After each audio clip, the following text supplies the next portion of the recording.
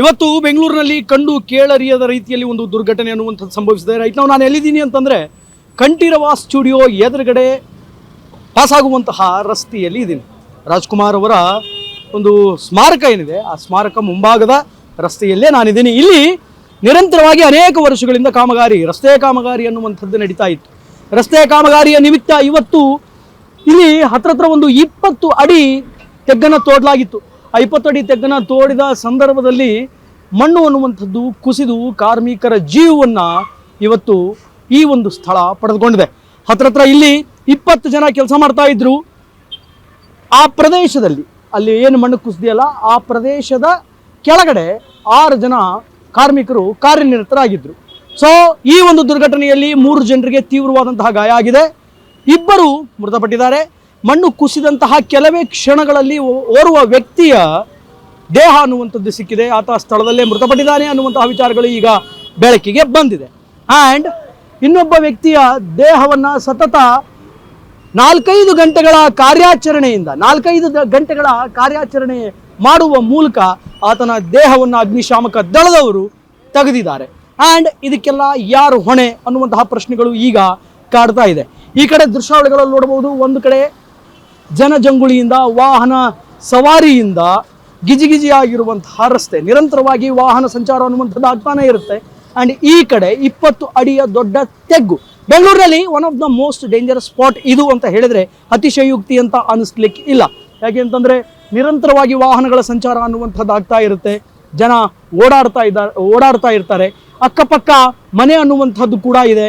ನೋಡಿ ಆ ದೃಶ್ಯಾವಳಿಗಳಲ್ಲಿ ನೋಡ್ಬೋದು, ಆ ಕಡೆ ಪಾದಚಾರಿಗಳು ಯಾರಾದರೂ ರೋಡ್ ಕ್ರಾಸ್ ಮಾಡಬೇಕು ಅಂತಂದರೆ ಹೌ ರಿಸ್ಕ್ ಇಸ್ ದಿಸ್, ಅವರು ಈ ಕಡೆಯಿಂದ ಸುತ್ತ ಹಾಕ್ಕೊಂಡು ಆ ಕಡೆ ತಮ್ಮ ಮನೆಗೆ ಹೋಗುವಂತಹ ಪರಿಸ್ಥಿತಿ ಇವತ್ತು ನಿರ್ಮಾಣ ಆಗಿದೆ.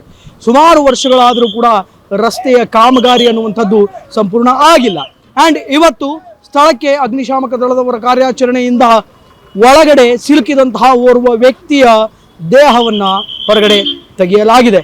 ಆ್ಯಂಡ್ ಇದಕ್ಕೆಲ್ಲ ಯಾರು ಕಾರಣ?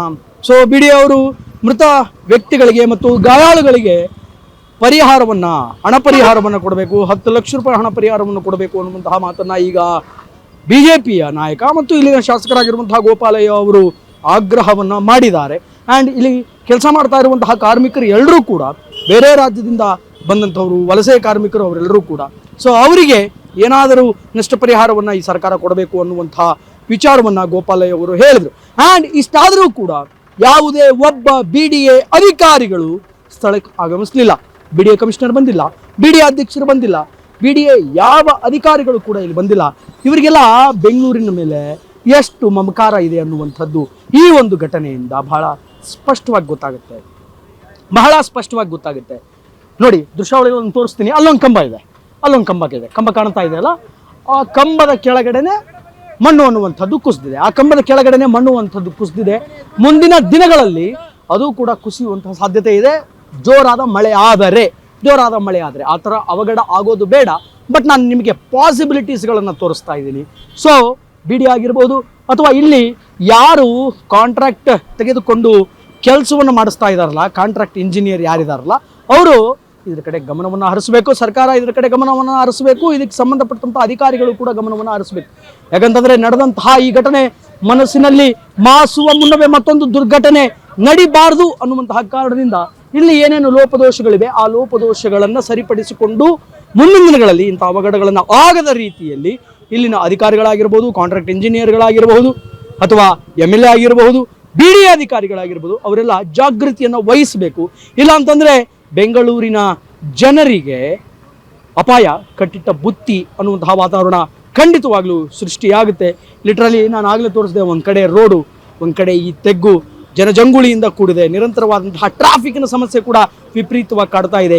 ಈ ಎಲ್ಲ ಸಮಸ್ಯೆಗಳ ಆಗರಕ್ಕೆ BDA ಯಾವಾಗ ಫುಲ್ ಸ್ಟಾಪ್ ಹಾಕುತ್ತೆ ಅನ್ನುವಂಥದ್ದನ್ನು, ಈ ಕಾಂಗ್ರೆಸ್ ಸರ್ಕಾರ ಯಾವಾಗ ಫುಲ್ ಸ್ಟಾಪ್ ಹಾಕುತ್ತೆ ಅನ್ನುವಂಥದ್ದನ್ನು ಕಾದು ನೋಡಬೇಕಾಗಿದೆ. ಕ್ಯಾಮ್ರಾಮನ್ ಗುರು ಜೊತೆ ಶ್ರೀನಿವಾಸ್ ವೈದ್ಯ, ಶುವೇಗ ನ್ಯೂಸ್, ಬೆಂಗಳೂರು.